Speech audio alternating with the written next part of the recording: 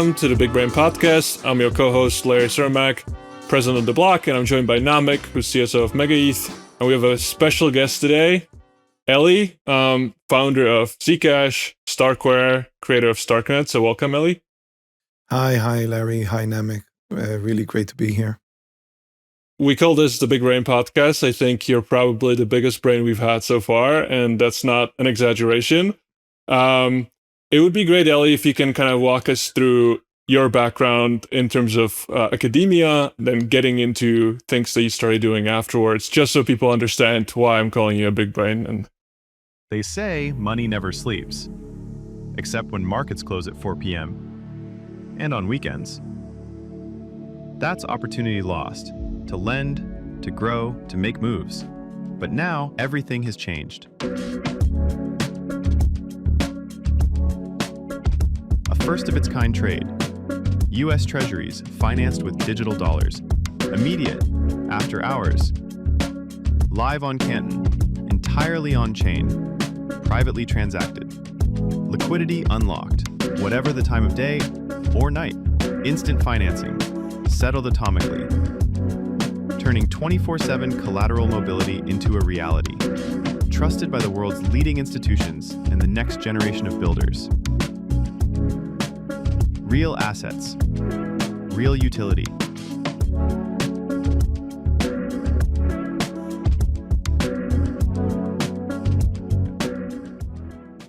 Yeah, so a mathematician walks into a Bitcoin conference. That's how I often, get people to hear my story, because I used to be a professor of theoretical computer science.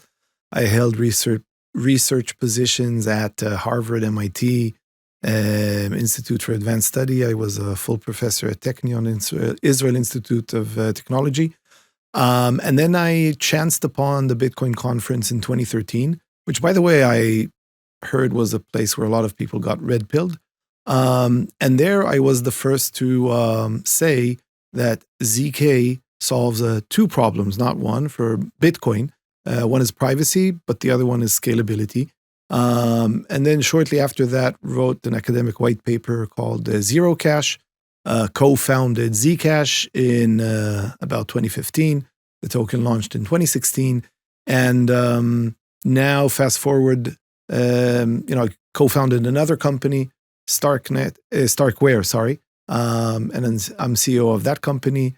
So, done quite a few things within crypto.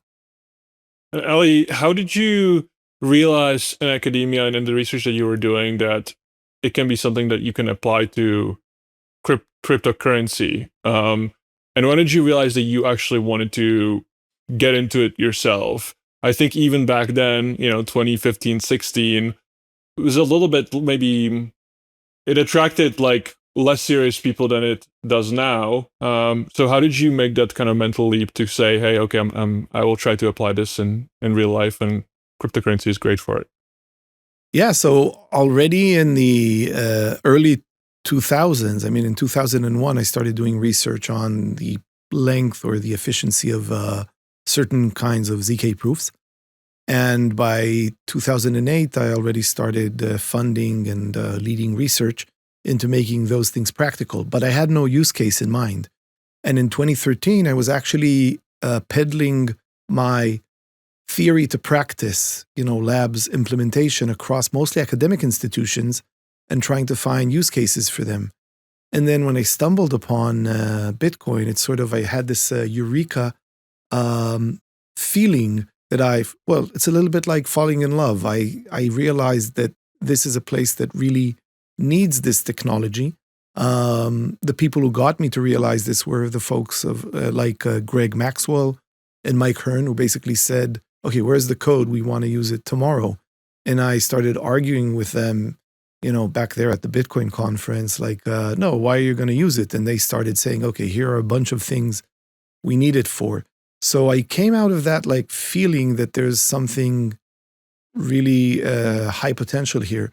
And the way I came about it is, I wrote academic papers like the Zero Cash paper I co-authored.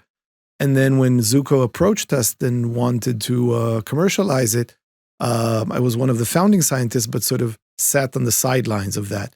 And, I also back in the day spoke to Vitalik. I sort of educated him on ZK proofs when he visited me, back when I was a professor. And he was a reporter at Bitcoin Magazine.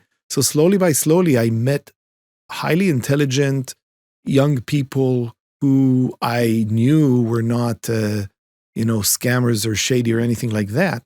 And with time, I said, you know what? I want to be a part of this and not just view it from the sidelines. And how active have you been in Zcash since then? Obviously, since then you've co-founded Starknet and you've been focused on slightly other things. I remember when there was that one relatively big bug in Zcash, I think you were at least consulted or quite involved in how to fix that as well. But how have you been? How close have you been to the project since it started? So first of all, I want to clarify that now I'm not involved in any formal or, informally, of course, I love it. I co-founded it. It's, a product of something that started with my academic work. So I feel very strongly and positively about it. But I'm not part of the team. I have no involvement in it at all, other than viewing it admiringly from the sidelines. But the way it happened was, initially, with all, I would say, technology transfer, initially there was a period in which we were 7 co-authors on the Zero Cash paper, and all of us became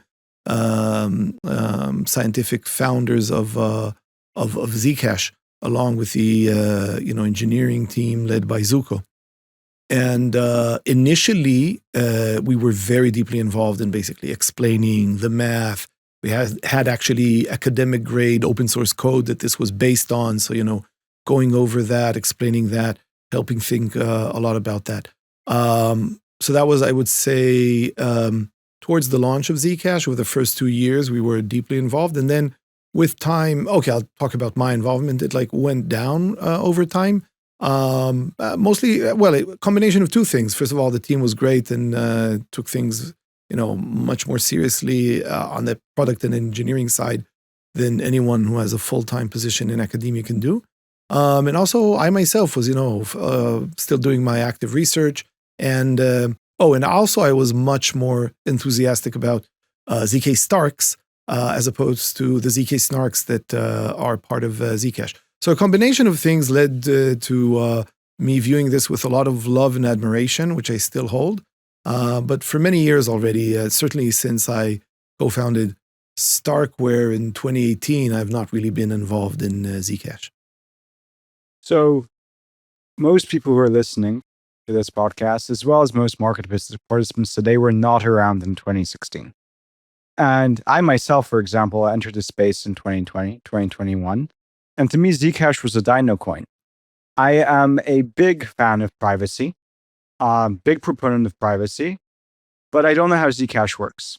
And I don't know what is different about Zcash and other, projects that are maybe more Ethereum-centric, like Railgun and, Tornado Cash. I kind of get those, but I'd love to understand, what exactly is Zcash? How does it differentiate itself from other blockchains that also have a privacy focus, like Monero? Namik, this is a terrific question. Maybe I'll go even one step back further, because I'm sure that everyone listening to this podcast has a whole bunch of Web 2 financial applications that are pretty much private by design, and privacy isn't an issue there. So you would wonder, first of all, I want to answer this question, why is privacy even an issue over blockchain, which is new technology? Why can't I just have it with my Venmo or, Robinhood or Revolut account? Okay, so let's first of all answer that. What is even the problem? You see, when you have privacy, let's say on a Venmo or a Revolut or whatever it is, really it's a very simple model. You custody with Venmo or Revolut everything. They basically, you're basically both formally in your agreements with them, and your mode of operation is they control everything. So what do you do in terms of privacy? First of all, they see and know everything about your transactions. You're fine with that if you're a customer, right? You have to sign on that. So you don't really have any privacy from the centralized operator. The second thing, so once you are fine with that, the way your relationship with them works is they open an encryption channel between them and you. And then you ask them or tell them whatever you want. So, if Namik, you want to transfer $1 to Larry, you have an encrypted channel with Revolut, and you say, please transfer $1 to Larry. Okay. Now let's go to Bitcoin, which I'm sure everyone is familiar with. And this was the basis for, the zero cash paper. The title of zero cash is adding privacy to Bitcoin or something like that. Okay, the big difference is there is no trusted party that you're fine with, conversing. There's something that's very different. First of all, it's fully transparent. Everything you do, you broadcast for everyone to see. And the second thing is the integrity. How do you know that the right thing is being done? It's not because you trust the nodes of Bitcoin. It's because everyone gets to check and see everything. And like this need for integrity, that everyone can see that the right thing is being done. This is really important. So that's why if you think about it, it becomes this really big problem, privacy. And even Satoshi, when he was still conversing, acknowledged this. He said, this is a really big problem.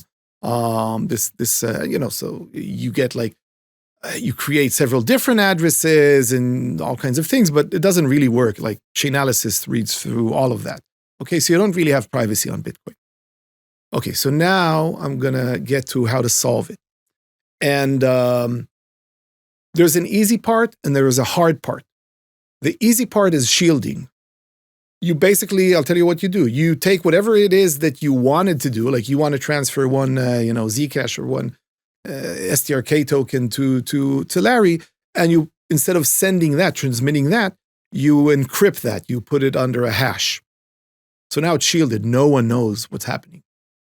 The real problem with privacy payments over decentralized public blockchains is that of integrity. How do we know that the thing you hashed is really a payment of, let's say, one Zcash that you own and it's going to Larry, and not 1,000 Zcash paid to yourself, which you don't actually own? So the real problem is that of integrity. And that's exactly the thing that ZK proofs deliver. They deliver the ability to prove the integrity, the correctness of computation without revealing any information about anything beyond the computation was done validly. So now, just how does Zcash work? You basically encrypt or you shield, you sort of hash the payment information, but then you prove using a ZK proof that you had the funds, that you signed things correctly, everything that Bitcoin node does for you. You generate a proof for that. Then what the network does is just verifies that ZK proof, and then the math and cryptography ensure the integrity, that you really made a valid payment. Quick follow-up question on that, Eli. Monero obviously was like the competitor at the time, at least. I remember 2017, 2018, it was always like Monero versus Zcash. Monero takes a slightly different approach, doesn't necessarily use the same technology. Zcash takes this approach where like some of the network is public, some of the network is private. And because of that, I also think it's much easier for exchanges to be able to list it, to keep it listed, and for it to stay compliant. For the listeners that are listening right now, can you explain kind of how these two approaches are different and why you think that the approach that Zcash has maybe is more practical, or why do you think is a better approach? Yeah, well, I definitely think it's better, but I'll explain a little bit how Monero works. And it's like this sort of randomized public sort of mixers. So when you make a payment, it goes into some pot with some others that you don't quite know who they are.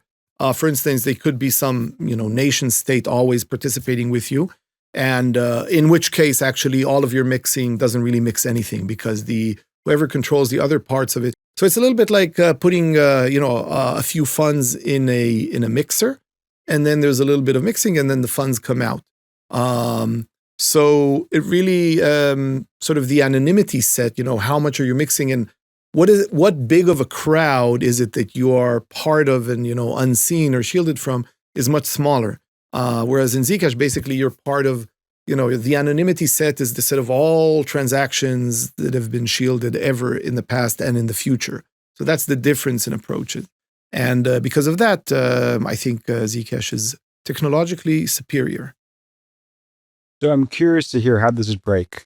So there's a belief, at least, that has been basically said publicly, which is that in many ways, Ethereum is this environment which has hit this level of escape velocity where it's very difficult for it to succumb to regulatory pressure as like a base layer.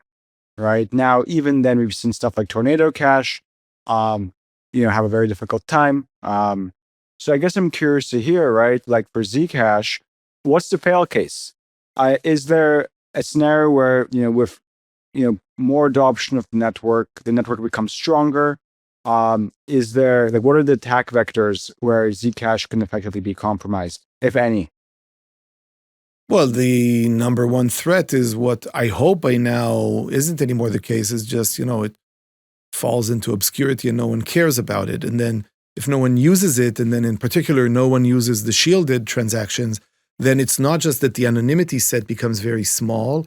It's also, the demand from users to have exchanges support shielded. And then, the whole thing just starts breaking up. And then, you don't really have any true privacy. Because, as long as you're interacting with other Zcash shielded holders, you have anonymity. But, the economy requires that you, at some point, convert some things to fiat or borrow against them. And then if you always need to de-shield, or it just won't work. So that was, I would say, the number one threat. I think that, well, based on the past 2 months, it seems that like this kind of risk has been averted.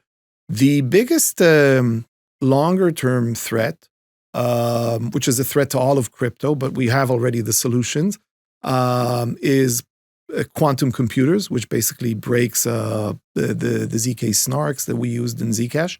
It breaks, almost all of the signature schemes used right now. But we have the solution, and the solution is the ZK Stark technology that appears, that we use in Starkware. And by now, everyone who's in the scaling using ZK is using that technology that I co-invented back in the day. And Starkware was the first to say, hey, guys, this is the end game. This is the way to really scale things and make them private in the best possible way. So that would be the second risk. And the solution is just move everything to ZK Starks, which in the world of Ethereum is anyways happening. And I think, Bitcoin forums are having discussions about moving to ZK Stark based signatures. But that would be a second threat that is easily mitigated with enough time and preparation, the quantum threat. A third one, which is, it's a bit theoretical elliptic curve based ZK snarks, like we used, like the stuff that we used in Zcash. They have this trusted setup thing. There's like this key that if there's some toxic waste that if it isn't disposed of in a good way, then someone can use that toxic waste to basically fool integrity and, for instance, mint an infinity of coins and do all kinds of bad things. So if that thing is ever found or leaked or something like that, or not disposed of in the right way, that's another problem. Again, this problem is actually solved by ZK Starks. The T in Starks means transparent, which means there's no toxic waste. So there are better technologies that solve even that thing. So just recounting the three main threats. One was just falling into obscurity. I think we're past that, hopefully. The second is far-term quantum computers, but ZK Stark solve that. The third is the problem of toxic waste, which has other byproducts, but again, it's solved by ZK Starks. Eli, can you quickly try to explain for people like me and Namik why ZK Starks are quantum resistant and why other signatures are not? Just try to think of the more smooth brain people like us and how we could possibly understand that. Yeah, so, to break cryptography is a little bit like finding a needle in a haystack. There's some, let's say your password, right? If you picked it it's a lot of characters and it's like weird ones. It's going to be very hard to guess it. That would be the needle in a haystack. Okay, so breaking cryptography is like finding a needle in a haystack. A quantum computer is like a very powerful magnet, meaning it can come and find that needle. And Yeah, like RSA crypto systems, Diffie-Hellman, elliptic curve-based cryptography, ZK snarks, they all succumb to this. You can bring a quantum computer, it will find the toxic waste that I mentioned, these keys, these things that make the whole thing break. A ZK Stark is a little bit like the needle is made of gold.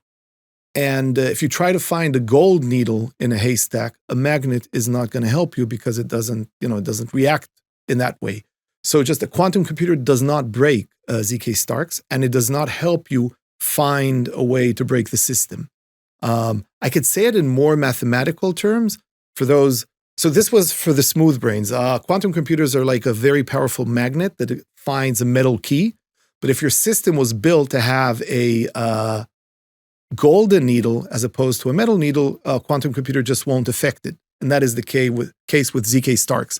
Sort of the keys, the way to break it, are like golden needles that don't succumb to quantum computers. In more mathematical terms, anything that is based on what's called number theoretic assumptions, which means factoring integers into their divisors, is hard.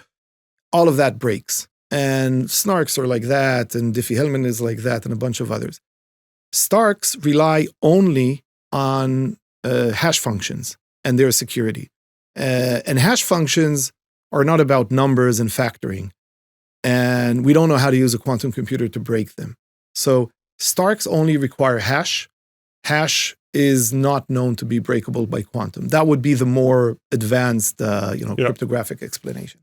So, Eli, if in the future the quantum threat actually ends up decrypting some of this encryption technology, is Zcash exposed in terms of the private transactions that happened in the past? Like, should people that are making private transactions today be worried about in 5 years this actually becoming public? Okay, so probably not, but let me now dive deeper. The part about the ZK snarks, we know that forever and ever is safe, meaning if tomorrow there was a quantum computer on the market, you definitely cannot trust any further ZK snarks, but the things that happened are fine, and you cannot decrypt them to find any past information. What I'm blanking on is sometimes you can make in Zcash transactions, you can send information to the recipient in a way that is encrypted using some public key crypto system for the other side to receive that. That part might be compromised, and then yes, some stuff could leak out. But I'm not sure like what is implemented today. If I don't post that information as part of the transaction, but rather send it through a side channel, let's say when I'm paying you, Larry, or Namik, then I'm fine because it just doesn't appear anymore. And the ZK snarks themselves do not reveal any information. And one thing that we talked about a little bit and before we started recording, and then you also tweeted about it a few days ago, is this phenomenon of Zcash, right? It took about 7 years for Zcash to go back up to the previous price. Like for a long time, exactly like Namik said, I remember whenever I mentioned Zcash to someone, it was almost embarrassing to mention it because of how badly it performed over the last 6 years. And, it would be called like a rug coin or like only goes down, no one should buy it. And it was dismissed because the price just didn't perform as well as people maybe expected. Some people got burned. And then, the technology and the privacy aspect and the good things were overshadowed by the negative price action. And that kind of like exemplifies crypto in itself, right? Like people generally tend to care more about things when they go up. Like technology gets a lot better when price goes up and it gets a lot worse when price goes down. And I would love to get some of your thoughts on this. You co-founded or you helped start Starknet, which hasn't had the best price action since day one, largely because it just opened at such a high valuation. Do you see some similarities between like what has happened with Zcash and now kind of like all of a sudden, finally people are caring about the right things and it's performing well and then it's all great? But is that, kind of crazy that it took 6 or 7 years for this to happen? And how do you see that compared to Starknet and Starkware?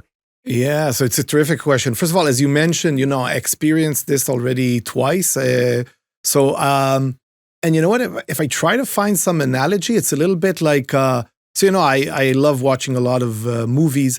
And It reminds me, I feel a little bit like something between Nicolas Cage and John Travolta, where, right, they had this, there was like this, old career that was like really good. And then, for some reason, people stopped caring about them. And then there was like some revival. And then people also look at the, the old stuff and the new stuff. So it's a little bit like that, both with Zcash and Starknet. Yeah, for many years, people thought of Zcash as this thing of the past.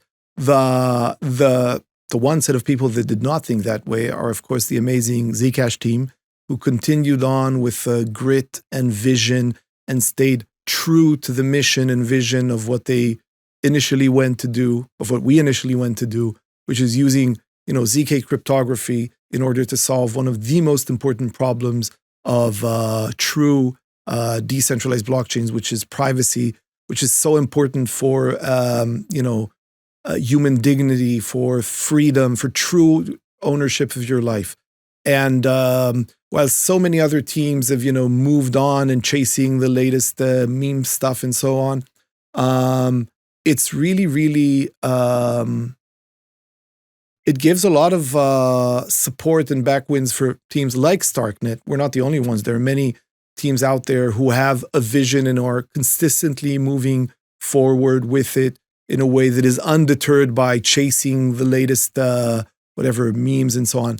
And it is really great to see this recognition for things that actually do matter, like privacy, true ownership of your life, true decentralization. And yeah, it caught me, I guess it caught everyone completely by surprise. But anyone who cares a lot about the true values of blockchain, not just about the speculation and making 100x quickly, I think should really celebrate the rise of Zcash. And as co-founder of Zcash and of Starknet, two projects that are similar in like this vision of integrity and true decentralization and technology and using advanced cryptography in the best possible way, it is very validating and gives a lot of support for our mission and our journey. So I want to double down on Starknet. Kind of came to my peripheral last cycle as this contrarian high performance way to scale Ethereum that wasn't EVM, right? So Cairo VM. And, you guys TG'd a couple of years later, I think, and, bear markets are bear markets. I remember seeing a lot of interesting gaming related use cases on Starknet. And most importantly, or at least most interestingly to me, over the past couple of years, I've been learning more and more about Starknet's plan to also settle onto Bitcoin. Is this okay? Cool. You're nodding. The Twitter threads have been correct. So this is very interesting to me because I'd love to hear how it works. To my understanding, all of these Bitcoin L2s have more or less been sidechains, right? How do you guys plan on settling onto Bitcoin? Would you also be settling onto Ethereum? What happens if there's a fork on Ethereum? Just a bunch of questions. Yeah, so I mean, there are many questions, but first of all, let me share with you our vision. Our vision is that Starknet's mission is to help expand Bitcoin GDP, expand the Bitcoin economy. Let me take a step back. You're right that we started by going to scale Ethereum. Ethereum, thanks to a lot of existing L2s and a lot of steps done by Ethereum, right now doesn't have this pressing need for further scale. If anything, one would argue it probably needs less scale and more congestion in order to improve all kinds of metrics. There are over 200 Ethereum L2s, and I can see why on Ethereum there are advantages to being EVM compatible. Even though Cairo, which is Starknet's programming language, is by virtue of being a next generation VM, is more advanced, has higher safety, higher ergonomy, and leads to higher scale and computation, which explains why on our technology you have 3 of the top performing DEXs among the top 10 DEXs. And for a very long time, top performing DEXs have operated in our technology. Back in the day, it was DYDX, V3, and today you have Paradox extended in EdgeX all over this technology. You're right to mention the gaming ecosystem, which again needs massive, cheap compute, and it finds it best and cheapest and highest scale on Starknet. So, we developed this infrastructure that is better for scaling, even better for scaling Ethereum. But Ethereum is now, has a bunch of avenues for scaling and doesn't have enough demand to support that. Bitcoin is a very different story. It has, the challenge there is different, right? The challenge is the following. Most of Bitcoin is just being hodled, and it is a very passive asset. It is also the best form of collateral. It is digital gold. The challenge there is, how do you get Bitcoiners, who a lot of them would like to generate yield, to make their assets more productive, but it has to be done in the Bitcoin way, which means true decentralization, true safe connectivity to Bitcoin.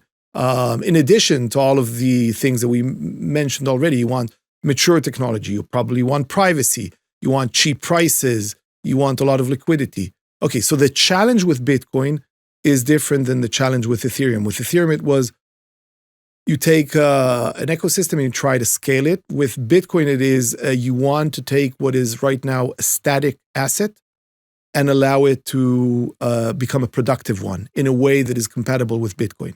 So what is Starknet doing to help that? Starknet is decentralized, is mature, has cheapest cost, has highest scale, is already highly pedigreed with Bitcoin because of all the stuff that we've done over the years in order to support Bitcoin. We want to allow as self-custodial and as safe an interaction for people with Bitcoin on top of the Bitcoin economy that will expand on Starknet. So currently we're bringing in all possible flavors of safe wrapped Bitcoins. We are working hand in hand with Alpen Labs on getting a BitVM bridge as soon as it's ready to bring more self-custodial, better security Bitcoin onto Starknet. And we are advocating as much as one can with Bitcoiners for the adoption of OpCat and even OpStark, which will allow for true self-custodial ZK Stark-based post-quantum secure settlement of Starknet onto Bitcoin, which would then allow you to have the full security of Bitcoin as you expand and make your Bitcoin productive on top of Starknet. So that is our mission, basically expanding Bitcoin GDP on top of Starknet in a way that is most Bitcoin compatible. And Eli, how difficult has it been to talk with a lot of the actors in the Bitcoin ecosystem to get some of these covenants actually baked into Bitcoin itself? I always good analogy for this generally is whenever price goes up, people tend to want to change less, right? When it comes to Bitcoin, the power of Bitcoin kind of seems to be, it's doing really well as it is. Why actually change something? So what would be your response to that? And then what are some of the conversations that you're having with the decision makers in the Bitcoin ecosystem? And who are even those people? How difficult it is to find the right people to make those decisions? Look, as a mathematician, as co-founder of Zcash, as co-founder of Starknet, I am very happy living in the future, optimistically, and waiting for others to come to that future. That's fine. With Zcash, it took 7 years. That's fine. I never lost belief in it. With Starknet, I don't know how many years it will take. I am sure that its time will come. I'm sure we will have covenants on Bitcoin. We will have OpStark. We will have Bitcoin scale. We will have Bitcoin expand its Bitcoin economy on Starknet as well as other Bitcoin layer 2s. I have 100% conviction that sometime in the future, the world economy will be decentralized. A Bitcoin economy will emerge. I have no doubt in that. None. Now, This is the way I, walk through life. This is the way Starknet walks through life. And I understand that, the politics of Bitcoin and its decentralized governance mean that this will take time. I'm perfectly fine with that. The nice thing about Starknet is that you can actually support this by doing things with your Bitcoin today on Starknet. And we're already seeing, we announced Bitcoin staking on Starknet about 4 weeks ago at token 2049. And since then, we've already seen around $100 million worth of Bitcoin bridging through. And I think this is just the beginning. There are very interesting, safe forms of yield opportunities for Bitcoiners. So you can already start supporting this. And, just like Michael Saylor and MicroStrategy have a lot of say on the future of Bitcoin because so much Bitcoin is, on that system. With time, I'm sure that's what's going to happen is that Starknet and its constituent in this decentralized ecosystem will have more of a say in influencing the direction of Bitcoin because of the amount of Bitcoin that will become productive on Starknet. And that I think is a great thing. And I have 100% conviction that this will happen. I don't care so much about the timescale horizons. I don't know. I didn't care about it for Zcash. And I don't care about it for Starknet. I mean, I do care, but I am willing to patiently wait for that to happen because it will happen. So, pardon my silly question, but what happens to your current settlement on Ethereum, right? So, if there's, a fork for ETH1, how does that impact, what is true on Starknet? Does the Bitcoin security only apply to Bitcoin on Starknet? Just curious to see what the future looks like when you have these two separate settlement layers. Yeah, so what you're asking is a terrific question that already applies today whenever you have basically some inconsistency between any two economic systems. So if you think about suppose Ethereum has a reorg that is so long that, people have already withdrawn funds from Binance into their bank accounts or whatever. So or, Circle or something like that. Whenever, and the same thing with Bitcoin. Suppose Bitcoin has a reorg that is so long that, a whole bunch, people have sold or bought properties based on it, whatever, houses. Whenever you have two separate economic systems clashing, and meaning one has gone through a reorg where the other has to settle, well, here's what's going to happen. Someone will take a loss, someone will profit from it, and there are many different ways to think about it. Okay, now, the best case scenario is that this never happens. And one way to mitigate it, and it's a trade-off, is to say, well, I will, settle things or have finality so long in the future that practically this will never happen. But I still want to address your question. And of course, at Starknet, we'll be doing that, right? We're already doing that so that this happens, hopefully, well, it has never happened to us so far, and I hope it never does happen. But let's still address this question, which again is not a question about Starknet settling with Ethereum. This is a general question about any economic system that talks to some other economic system, that each one of them is, some certain actions are reversible. And then the answer is someone will lose and someone will win, right? Because, maybe I'll take Ethereum. Someone paid 10 Ether and bought a car. And the car was already registered. And now there was a reorg, and those 10 Ether haven't moved forward. So what do you do about it? Same thing with USDC. USDT, it was minted, it was burned, funds went out of the system. Okay, what can you do? One is to put the blame, to say basically, okay, it's that guy's problem or we bring it back. Another set of options is to have insurance funds that cover it up to some limit, and then you can ask what happens after the limit.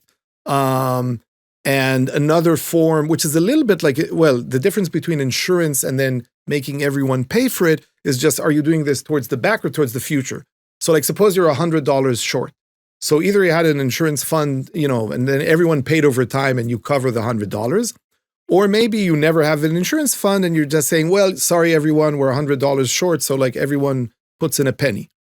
But and we have not yet resolved these questions. I'm saying there is something that is irresolvable whenever two different economic systems have some discrepancy. And this is a special case of it. So to clarify, right, the strategy which I guess you recommend would be to have finality rely on the chain that takes longer, right? And that way the attack vector becomes negligible. It just pushes it somewhere else. Like the extreme version of what you're saying is you could have, you'll have one Starknet token and one staking, but you could have, let's say, two separate parts of it. There could be the, bridge to Ethereum part and the bridge to Bitcoin part.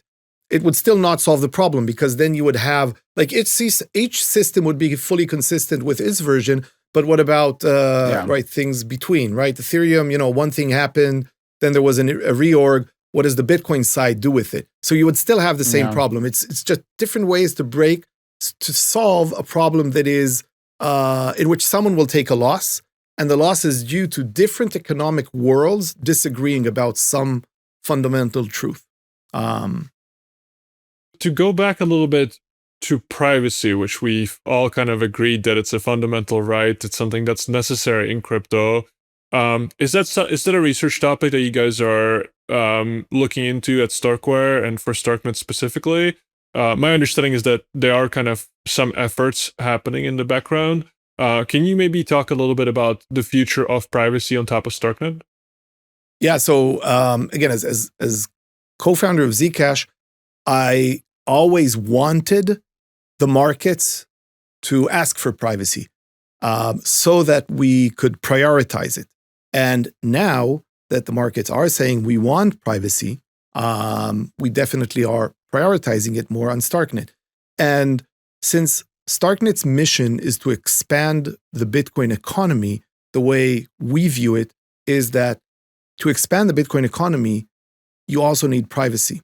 For instance, today, Starknet employees are receiving parts of their salary in stablecoins on Starknet.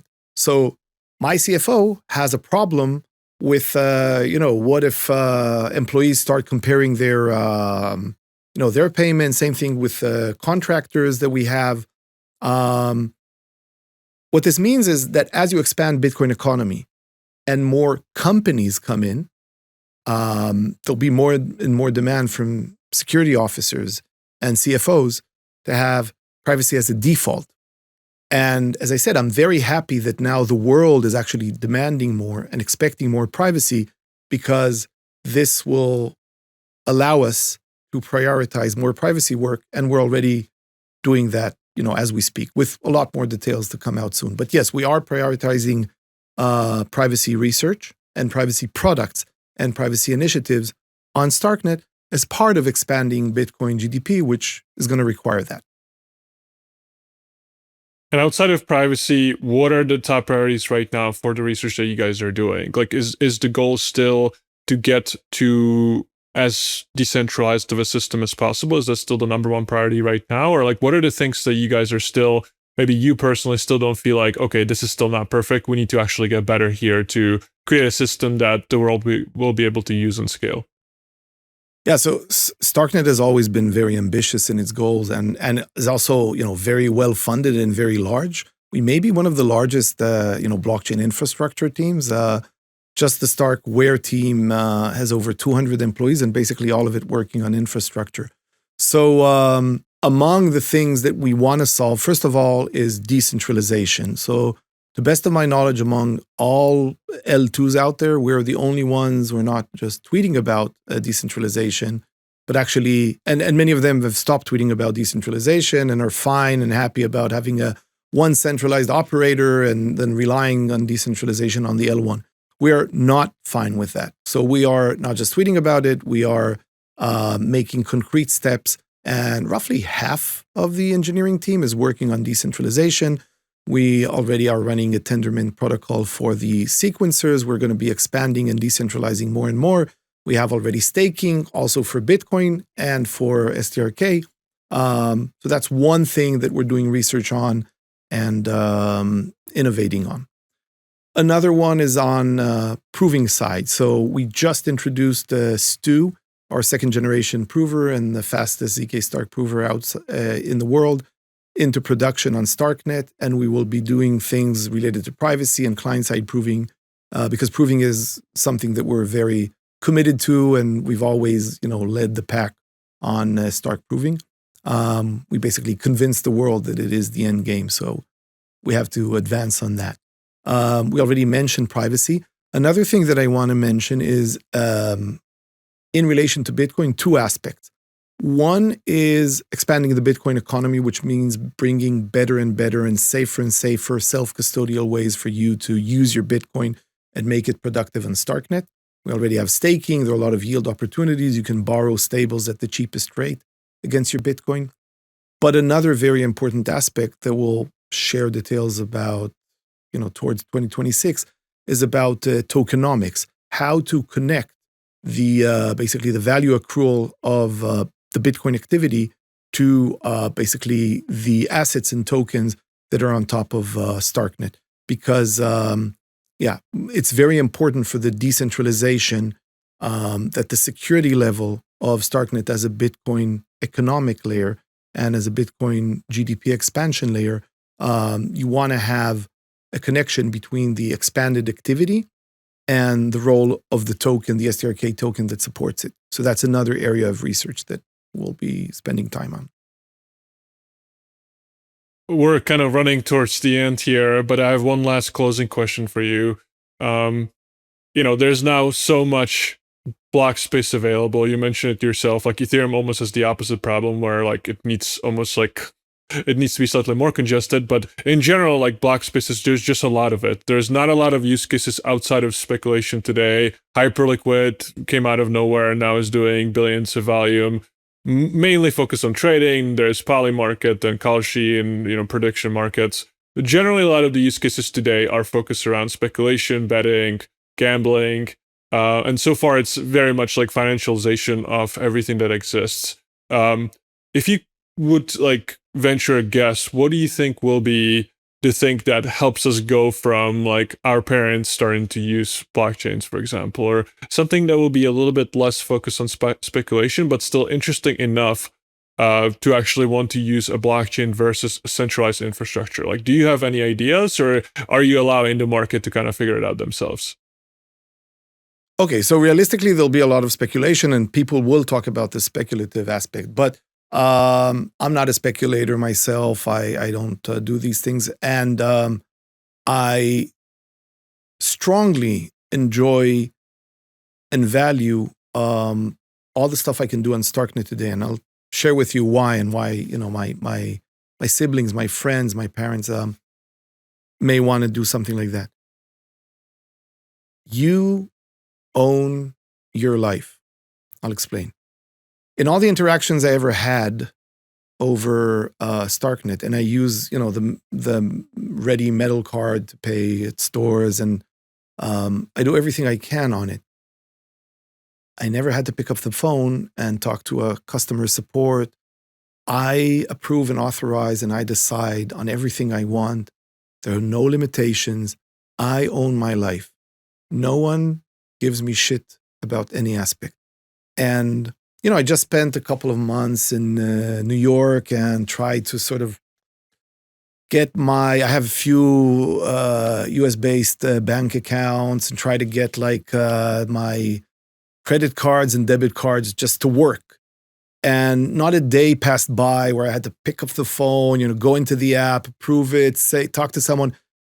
I did not manage to make it work. And with my ready metal card, which is, by the way, accessible today even on Android phone, I never had any of that. I just did not have any shit. So this is something that, two things will happen. This sort of enroachment and request for you to do more and more in terms of compliance and filling more forms and paying more. This is something that will happen not just on the traditional banking things. We all experience it. But here's the thing, I was, a customer on a leading US exchange, crypto exchange, and I left it. And the reason I left it is because I said, this is like my bank. oh, this is not allowed. Legal are looking into that. We'll get back to you. Please fill this form, call customer service. I don't want that shit. And you know what? No one wants that shit. So the way people will come to crypto is when you have something that is decentralized, cheap, smooth UX, mature, easy to use. I mean, I believe Starknet is it, but there may be others. This is why, my parents, my siblings, my friends are going to use crypto. This is why I'm going to use crypto. Well, Ali, thank you so much for coming on today. Thank you so much for sharing the insights, and hope to have you on at some point in the future again. Thank you, Larry. Thank you, Namik.